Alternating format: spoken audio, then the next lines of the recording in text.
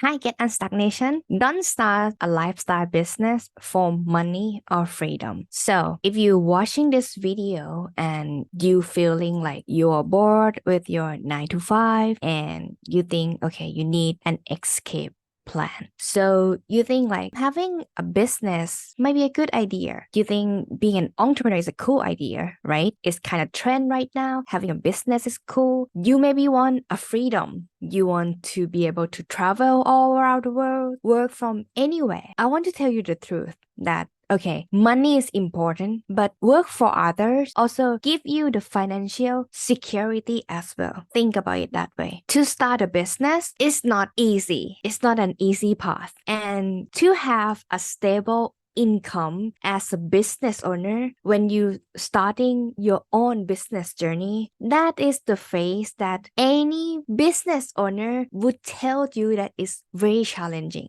to have a stable income, especially to pay yourself. So on the other hand, talking about freedom, right? Well, a word freedom itself, each person define freedom in many ways. Like each person have their own preference on freedom, let's say. To be free in your own way and in your own way of happiness. I personally choose lifestyle freedom, location freedom over any other ways of freedom. You may choose freedom of speech, freedom of education. There are many types of freedom that you can take a look at. And like I just spoke to a friend of mine the other day about this freedom thing. It's really depends. Like my parents would argue at the time that I started a business, they would usually say that, Mutita, hey, if you have a job, then you would have the benefit. So you would have like what do you guys call it? Like the better health benefit, let's say. I already forgot what it's called. That you would have a better health care in that case, and you have no need to pay. It's covered better. You have no need to worry whether insurance will cover about this thing or not, etc. So no need to worry when you get sick, and you can find like easier hospital. And this conversation is still ongoing until this day. Can you imagine that? Asian parents hashtag. On the other hand, I also would argue that if I still work in a company or in an organization, and if my parents told me that, okay, they want to go for a trip on Wednesday, and they legitimately tells me at the midnight of Tuesday, I would not be able to go with them. No way. Because I have to apply for a leave, right? Personal leave in advance. But I have my own business here, and it's my business. I can pack and go. Like, no need to think because I can work from anywhere. So that's the freedom that I have. And regarding to the healthcare issue, I can pay for insurance because money will come along the way. So that's the thing. That's the freedom of me choosing location freedom. And freedom meaning that you have no control over, like you are not being controlled by other people or other part. And everything always come with a cost. Like I believe that, at least I believe that everything come with a cost, that you have to sacrifice some part. Like you have to pay something in return when you're making decision. So at least in this video, I'm gonna talk with you the truth, what it takes to be an entrepreneur, or at least to start a business, even though it's not full-time. Even you just have to think about a part-time, or if you with us having a lifestyle business, what it takes for you to be one. Let's get started. So first, be a risk taker.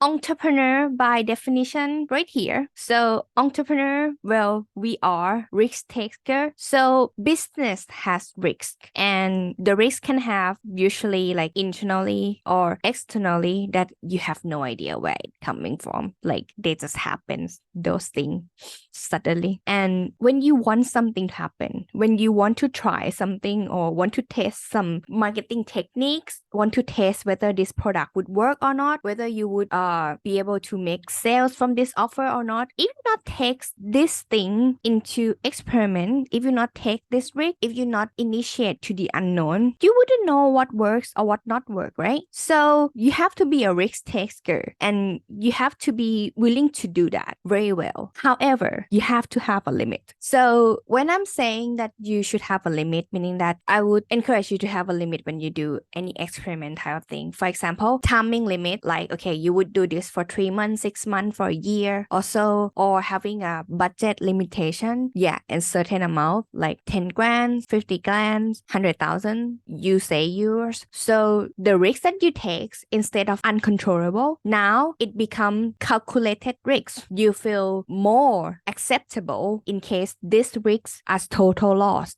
It's a challenge, of course, but you already know that, okay, this is what you are willing to do to test the water. And whatever it happens, you know that this is the risk that you are taking. And once it works, then you can go all in, right? So first, risk taker. So next, become a disciplined person. So I love this book from Ryan Holiday's called Discipline is Destiny.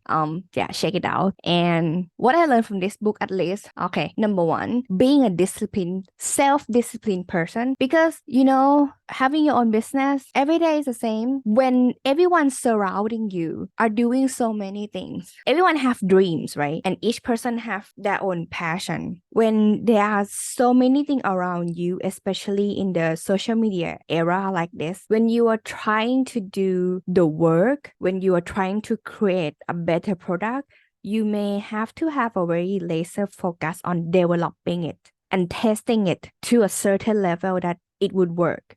And there will be a trial and error along the way, but it would require focus and discipline to keep going and not getting distracted, So not doing too much that outside what really matters to keep this going is a discipline that you would have to tell yourself that what you are doing it for your business and to make it work. Therefore, you have to prove that the risk that you are taking right now is working or not, right? So number one and number two are connecting right now. And another thing that also important is that self-discipline is something that will helps you to keeping it on daily basis. Like every day is the same, right? Like what I just mentioned. When every day is the same, when you have your discipline, you supposed to come up with your operation day. Like make it no need to think so much that what you're gonna do today, because it will lead to the next point that it would cost a lot of time to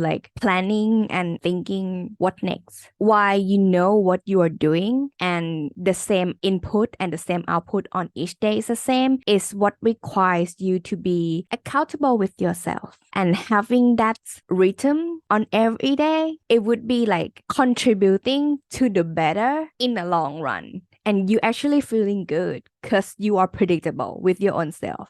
And you know that you are doing it for the period of time that you're limiting for the risks. You remember on the first row? Yeah. So just set it as a project and keep this discipline moving forward. And that is what it takes, at least, that you're not going to be distracted. So regarding to discipline, Jocko, who is another person who I really like, he inspired me in many of my work. I like his book, and also I want to share with you guys, let's watch this interview from Success Magazines together that he talked about disciplines equals freedom. It's one of his book actually. So let's watch it. I think that everybody wants freedom in all the various aspects of their life, whether it's financial freedom. Those are the two examples I bring up all the time are financial freedom. Of course, everyone wants financial freedom. Everyone wants to have more free time. If you want to have financial freedom, well, then how are you going to get there? The answer is you have to have financial discipline. And same thing with more free time. If you want to have more free time, then you have to have a more disciplined time management schedule. And you have to have discipline in your life to say no to the things that aren't actually moving you towards whatever goals you have. So, you have to have the discipline to not click the next YouTube video that springs up when you get done watching one dumb video that you shouldn't have watched, and then it presents you with 6 more. Don't click on those. Go and do something else and do something productive. So it relates to the 2 points that I just made, right? You have to have a discipline that really stick to it. and no distraction at all. Why? Because it's no one's gonna tell you what to do. At the end of the day, it's your own business and no one else know what you are doing. Basically, it's only you know what is it that you putting out there. What is your goal for this business? So if you're not putting discipline on for yourself, what you are doing currently, what you are doing it for, what is doing it towards to, it's so hard to make it happen. That's why discipline really matters. Next point, being a decision maker. This is the things that, in my opinion, takes the most time consuming. Having some decision framework would help you to reduce the time gap that would flow the decision making process better. And by that way, let me share with you like 4-step process, but this is like an easy way to tackle the problem. Okay, number one, identifying the problem. Like what we are talking currently. Let's say, for example, I would use an example that I don't like to do the most, which is thinking about what to eat, me personally. So what should we eat is the problem. Identify the problem. The problem is I'm hungry. So what should we do when we are hungry? Asking the question, what should we eat, right? Gathering information. So what are the surrounding restaurants or food vendors or what type of food that I want to eat and I'm not allergic with? Right? Then that's the second point, gathering the information.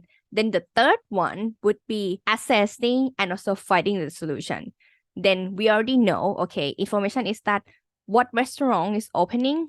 Do I have any food allergy? Okay, assessing that. What time is it during this time? Like, what is this meal? What we are talking about? Am I feeling like eating a lot or just like light meal? You need to ask yourself, right? What is your preference? Yeah. And then filter these details. And then what are those restaurants available? And then the fourth one is making decisions. So just pick one.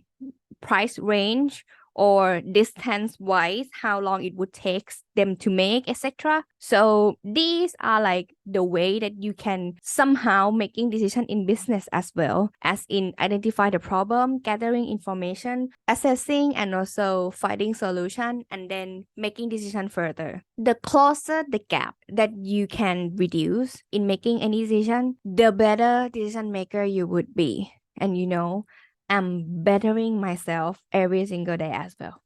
I'm not perfect at this. It's still many things that's still hard for me to do, but we are learning every single day, right? There are things that I can make decision pretty fast, instantly, and there are things that for me I still have to sleep on it. But it's required skill that you have to like really have to be instant in the making, because successful entrepreneur that I see in this world, they're making decisions super fast and they don't waste time. So this is a very good thing that you have to keep in mind, that it takes you to be a good decision maker, to be an entrepreneur. It's very required. Next, taking responsibility. When you work for others, when something wrong, it's all right. I mean, you feel bad when you do something wrong and it's affect other people. You feel bad, but it's only affect not so much because you feel bad and then like other people will take care of it. Other people will handle it for you when you work for others. On the other hand, when it's your business, when someone do it wrong, you will be the boss that I just talked about. So when your team members have done something wrong or like posting promotion, let's say brand deals on the wrong date, you could cost millions somehow, if that a big brand deals. And you have to deal with that. Deal with the sponsorship, deal with the partner, deal with the consequence of it. Like take a deep breath. Know what next, what you're gonna deal with the situation at hand, how to prevent not to happen it again. Like these things have to be in the consideration of like, these are the responsibility that you have to take fully because it's your business. So you better prepare that feeling in advance to like take it all in of the responsibility takers that it will come when it's become your business.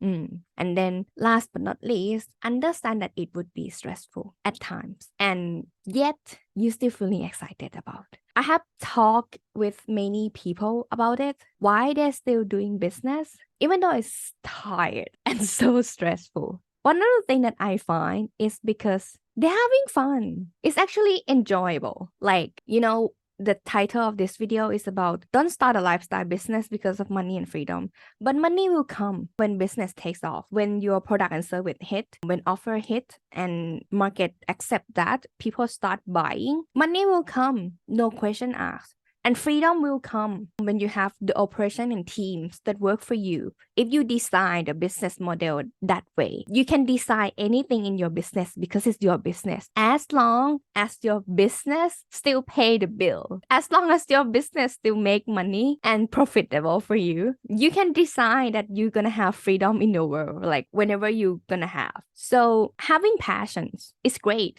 It can be a starting point of doing something new. And I don't believe in one stream of income at all. I personally don't think that having a 9 to 5 job is bad. And I think like it's personal preference. And you can still have a lifestyle business as a side hustle and still make a fortune out of it. While you also have a 9 to 5 job that also have a stable income. Why not? I think it's a great idea because you also have more stream of income, more money, and you have actually more opportunity than other people that have more financial security by that. So yeah, if you want to move along to like the entrepreneur journey, stay tuned. But one thing before we leave this video, if you're thinking about starting a business, not only a lifestyle business way, but like any type of business, but especially the lifestyle business journey, I encourage you to find one thing. What is it? That's something that you can do all day, day in, day out, and you still feeling excited about, whether you get paid or not. And of course, you still can make money out of it, but money is not a problem. The key here is that you feel deeply into it and excited doing it all day, all night. What is it? Comment below, share with us. And yeah, so if you enjoy this type of content, subscribe to this channel and see you in the next video. And don't forget to let's get unstuck.